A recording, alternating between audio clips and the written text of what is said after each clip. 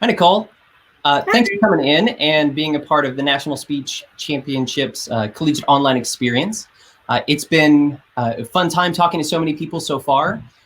I wanted to bring you in particular because you were voted for a number of times for somebody's either favorite thing that they saw ever or for one of the top two spots if they ever had to pick someone for NSC. And those were events in poetry and POI, or if I guess it's for NSC program performance.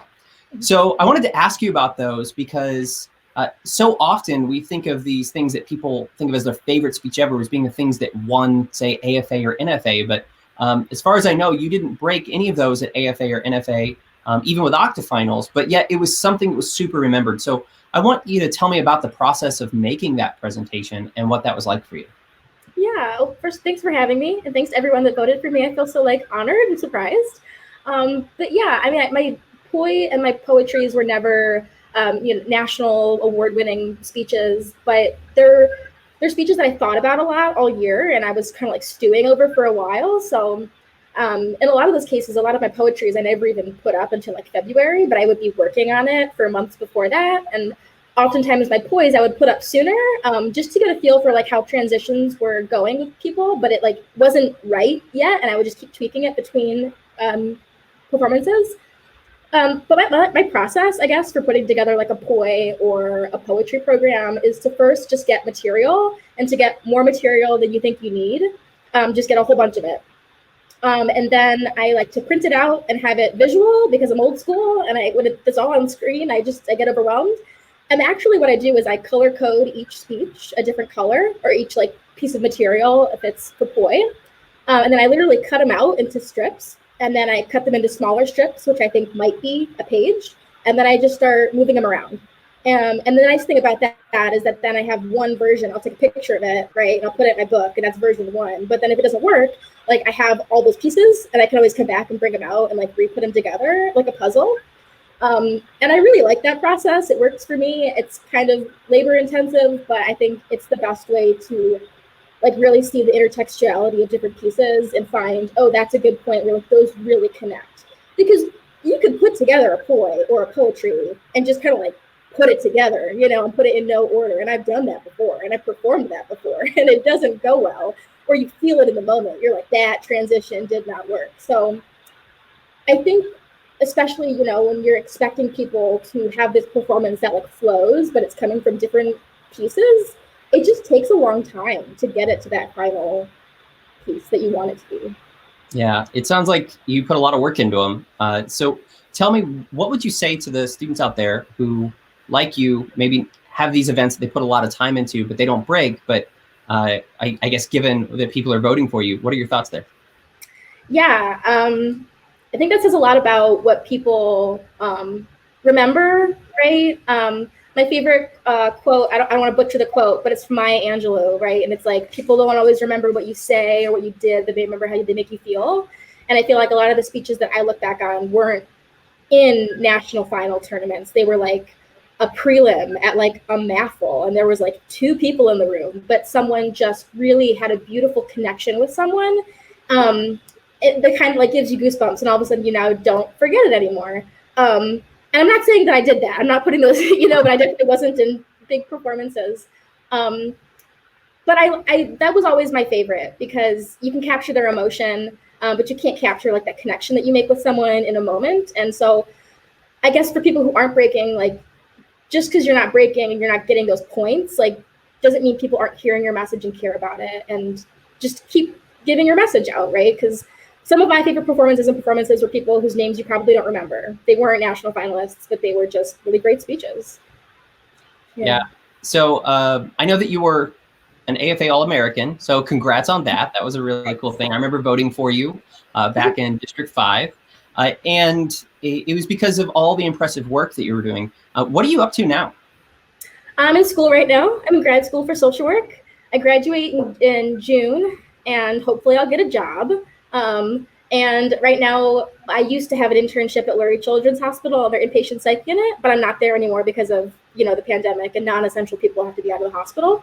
But that's what I've been up to, living in the city with my sister and just having a good time while working also. And how do you think doing speech prepared you for the life kind of that you have now? Oh, it like totally prepared me, right? Because now I'm going to be a therapist sitting in these rooms with people talking.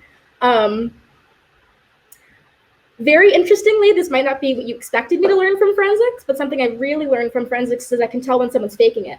Because in a therapy session, when you get someone in, sometimes people don't want to talk about their actual trauma, and they put on a story for things that they want to talk about that they think will distract from what's really going on. And they'll tell you this great story about what's going on, about their argument with their mother, but really it's this past trauma that they're worrying about.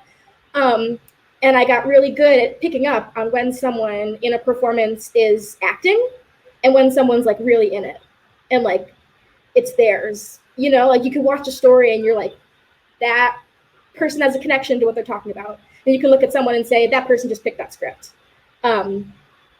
That's part of, I think, obviously speech taught me how to like speak and like collect my ideas and all of those things. But I think it also helped me like really pick out the humanness in people and the lack of thereof.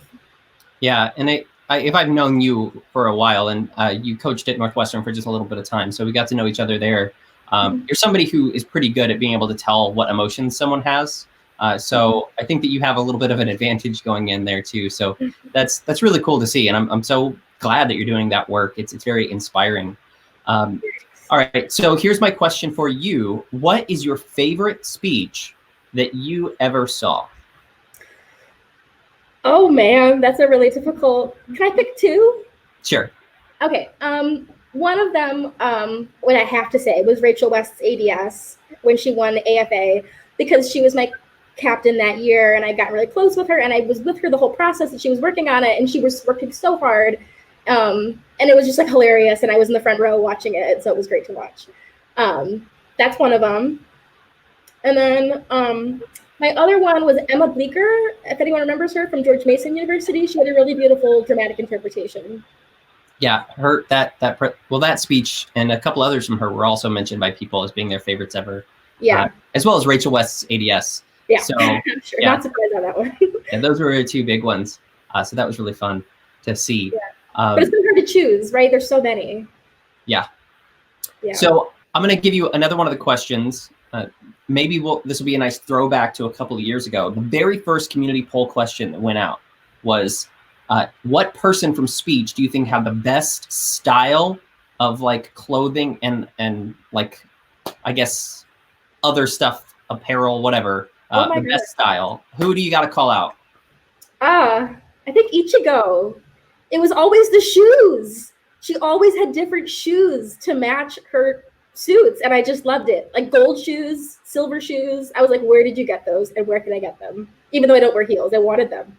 Yeah, that's very cool. I always liked your blue hair days. Those were pretty good. Oh, thanks. And my blue suit to match it. It was a look. It was a phase. Yeah, that was a good time. Yeah, I also went through that same phase roughly around the same time. So you did. I was always like, did my blue hair influence your blue hair? Yeah. Did it? Well, no, it didn't. It didn't. It was a coincidence, but that's cool. You can think what you want.